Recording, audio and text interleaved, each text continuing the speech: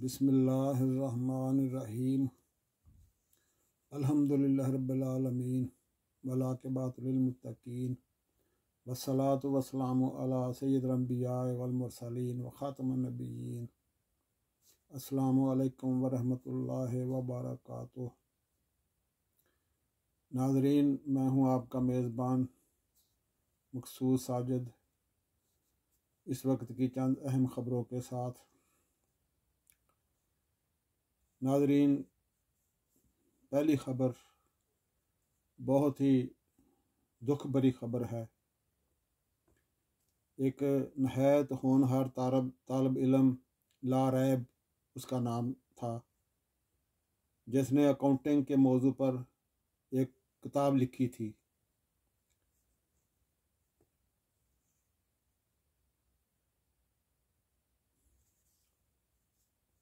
चंद दिनों के बाद उस किताब की रूनमाई होना थी।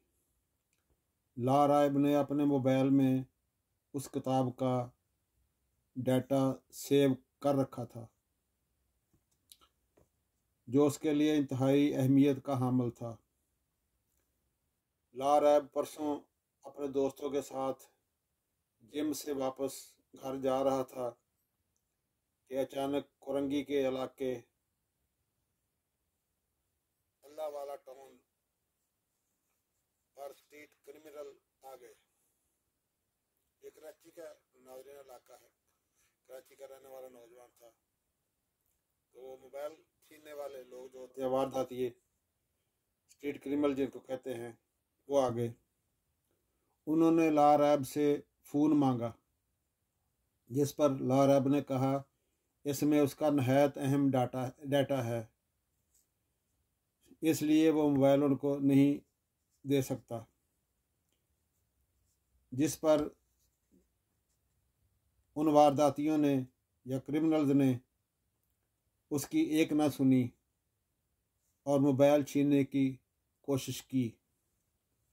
मज़ामत करने पर गोलियों की बौछार करके क्रिमिनल्स ने उसको हलाक कर दिया, जिससे उनकी एक गोली लारैब की आंख से आर पार हो गई और वो लारैब की जानलेवा साबित हुई। आज लारैब की किताब की रूनमाई होना थी, लेकिन वो अब दुनिया में नहीं रहा।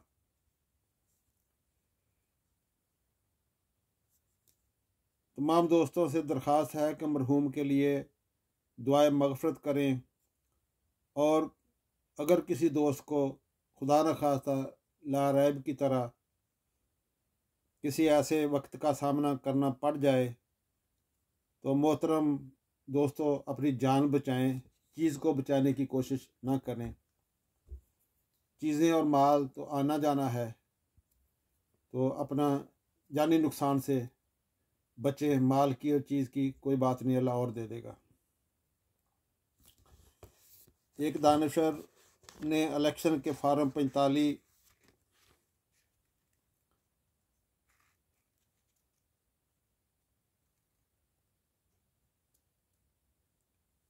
इलेक्शन कमीशन की वेबसाइट पर देखकर कहा है कि इस तरह की कटिंग और नकल तो बच्चे भी नहीं करते, जिस भोंडे तरीके से इलेक्शन कमीशन ने की है। इस भोंडे तरीके से हेरा फेरी पर क्या अदालतें सालों में फैसले करेंगी। उन्होंने कहा है कि ये तो 2 मिनट में बच्चा भी देख सकता है कि फ्रॉड हुआ है। उन्होंने कहा है कि मियां नवाज शरीफ साहब की इस तरह जीत भी कोई जीत है। उन्होंने मज़ीद कहा कि शायद इस नतीजे का किसी को अंदाज़ा नहीं था, इसलिए बाद में तब्दीली इस तरह बचगाने तरीके से की गई है। उन्होंने मज़ीद कहा है कि क्योंकि निज़ाम जकड़ा हुआ है, इसलिए उन्होंने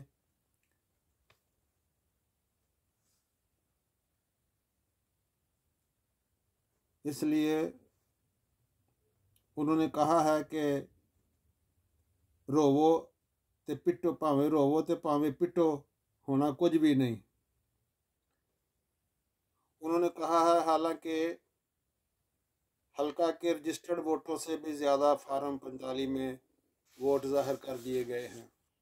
नाज़रीन, जो जिन फार्म 45 में रिज़ल्ट तब्दील किए गए हैं उनमें वोटों की तादाद का भी ख्याल नहीं रखा गया। तो उनका कहना ये है कि उसमें उन्होंने जो रजिस्टर्ड वोट हैं वहाँ उनसे भी ज़्यादा वोट उनको कास्टिंग जो है उनकी वोटों की शो कर दी गई है।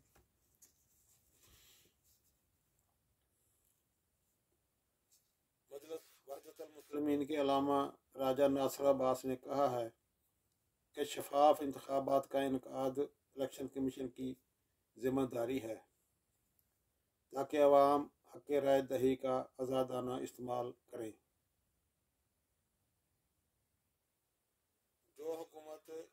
उन्होंने कहा है जो हुकूमत भारी मैंडेट के साथ इक़्तिदार में आती है उस पर अक़वाम आलम का एतमाद में भी इजाफा होता है।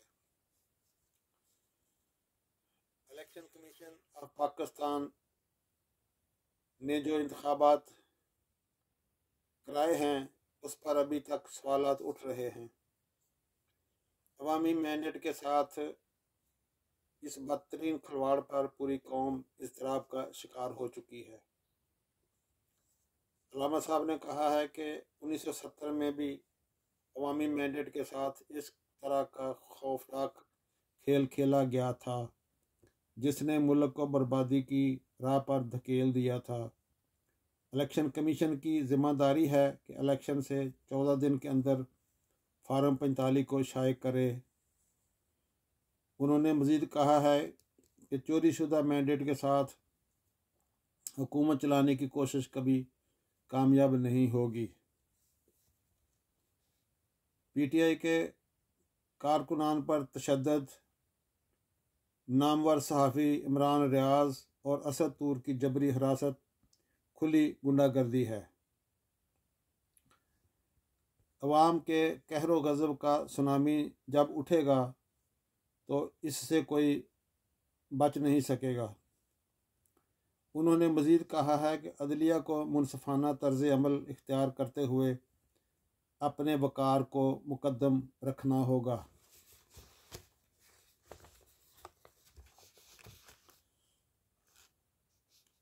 नाज़रीन, मुबैना तौर पर पता चला है कि पासपोर्ट की फ़ीसों में इजाफ़ा कर दिया गया है जो 7 मार्च के बाद बनने वाले पासपोर्टों पर लागू होगा। याद रहे कि नॉर्मल फ़ीस 3,000 रुपये से बढ़ाकर 4,500 कर दी गई है, जबकि अर्जेंट फ़ीस 5,000 से बढ़ाकर 7,500 कर दी गई है। इसी तरह 10 साल पासपोर्ट नॉर्मल फ़ीस के साथ 4,500 से बढ़ाकर 6,700 कर दी गई है और 10 साल अर्जेंट पासपोर्ट की फ़ीस 7,500 से बढ़ाकर 11,200 रुपये कर दी गई है।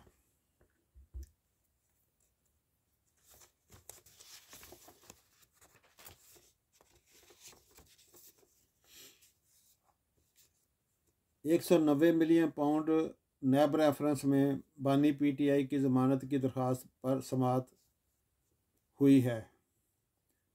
चीफ जस्टिस इस्लामाबाद आमर फ़ारूक और जस्टिस तारक महमूद जहांगीरी ने समाअत की है। बानी पीटीआई की जानिब से वकला सरदार लतीफ़ खोसा और सोज़ैन जहान खान अदालत पेश हुए। कोर्ट की तरफ से इतराज़ लगाया गया है कि डिपॉज़िट के बगैर ज़मानत नहीं होगी, मगर सरदार लतीफ़ खोसा ने कहा है कि अगर दरख्वास्त दहिंदा जेल में कैद हो तो फिर डिपॉज़िट नहीं करना पड़ता। बानी पीटीआई की दरख्वास्त पर नायब को नोटिस जारी कर दिए गए हैं। बानी पीटीआई के वकील सरदार लतीफ़ खोसा ने कहा है कि हमने 497 आर्टिकल के तहत दरख्वास्त दायर की थी जो खारिज हो गई है। चीफ जस्टिस ने खोसा साहब से कहा कि बताइए कि यहाँ 497 आएगी या रिट आएगी। खोसा साहब ने अदालत से बताया है अदालत को कि यहाँ 497 या 498 हो, कोई फ़र्क नहीं पड़ता, क्योंकि ये ज़मानत बाद अज़ गिरफ़्तारी है। अदालत का सरदार लतीफ़ खोसा को आइनी दरख्वास्त में गलती को दूर करने की हदायत की है। अदालत ने समाअत आइंदा हफ्ते के दिन तक के लिए मुलतवी कर दी है।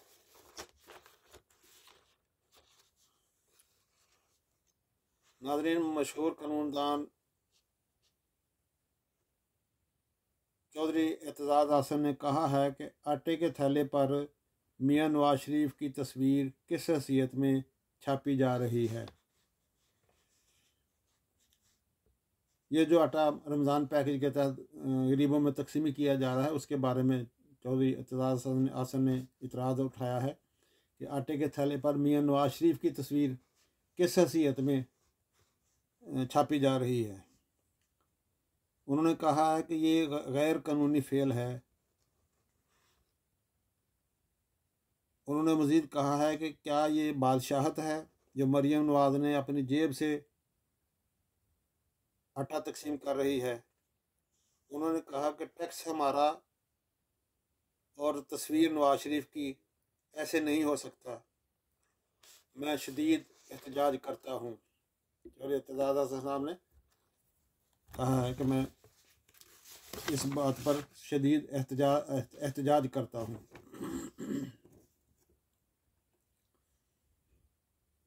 नाज़रीन, पेशावर हाई कोर्ट ने सुन्नी इत्तेहाद कौंसिल को मखसूस नशिस्तें अलाट न करने के फैसले के ख़िलाफ़ केस के लिए 5 रुकनी लार्जर बेंच तश्कील दे दिया है। केस कल 12 बजे के बाद सुना जाएगा। Justice Ishtiaq Ibrahim larger bench की सरबराही करेंगे। लार्जर बेंच में justice Ejaz Anwar, justice Atiq Shah, justice Shakeel Ahmed और जस्टिस अरशद अली शामिल हैं। अदालत ने कल तक के लिए नए सेलेक्ट मेंबरान को हल्फ उठाने से मना कर दिया है। अडयाला जेल पर हमले करने की नीयत से आए अफगानिस्तान से ताल्लुक़ रखने वाले 3 दहशतगर्द भारी असला समेत और उनके पास बारूद भी था, गिरफ्तार हुए हैं। उनके पास से अडयाला जेल का नक्शा, हैंड ग्रेनेड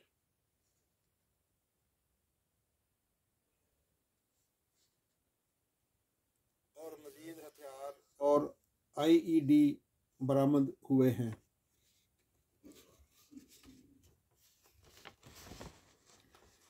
नाज़रीन, PTI के रहनुमा और एडवोकेट सुलेमान अकरम राजा ने कहा है कि कल जो इलेक्शन कमीशन ने फार्म 45 अपने इलेक्शन कमीशन की वेबसाइट पे अपलोड किए हैं, उनका मुवाजना हमारे पास मौजूद इलेक्शन कमीशन के ऑफिसरान के जारी करदा फार्म 45 से करें तो बिल्कुल बचगाना हरकत करके एक को 7 बनाया गया है। उनका कहना है कि जहां 173 था उसको 973 कर दिया गया है। उन्होंने और एक मिसाल देकर बात की है कि इस बिल्डिंग में मौजूद दूसरे पोलिंग स्टेशन का टर्नआउट 38% रहा है। जिस पोलिंग के रिज़ल्ट को 1 से 7 में तब्दील किया गया है, वहाँ का टर्नआउट छलांग लगाकर 86% पर पहुँच गया है। इलेक्शन कमीशन के नतीजा अपलोड करने के बाद पहली बार कौम झांदरी को अपनी आंखों से देख रही है। सुलेमान अकरम राजा साहब ने ये उनका पॉइंट बहुत अच्छा है कि साथ उसी बिल्डिंग में जो दूसरे पोलिंग स्टेशन हैं उनका टर्नआउट जो है वो 38% है, जबकि जिसमें रिज़ल्ट की तब्दीली की गई है वहाँ का 86% हो गया है। तो नाज़रीन, ये छोटी छोटी चीज़ें हैं जिनको अदालत ज़ाहिर है कि बगौर देखेगी सुनेगी, और उम्मीद है कि इन छोटी छोटी गलतियों से ही ये केस जो है पकड़े जाएंगे। तो अब फैसला तो अदालत नहीं करना है। दुआ है कि अल्लाह ताला मुझ पर, आप पर और वतन अज़ीज़ पर अपनी मेहरबानियाँ फरमाए और हमें परेशानियों से महफूज रखे। नाज़रीन, आपको भी वीडियो अच्छी लगे तो मेरे चैनल पाक न्यूज़ ऑफिशियल को सब्सक्राइब कर दें। इसी के साथ इजाज़त चाहूँगा। अल्लाह हाफ़िज़। पाकिस्तान जिंदाबाद, पाक फ़ौज पाइंदाबाद।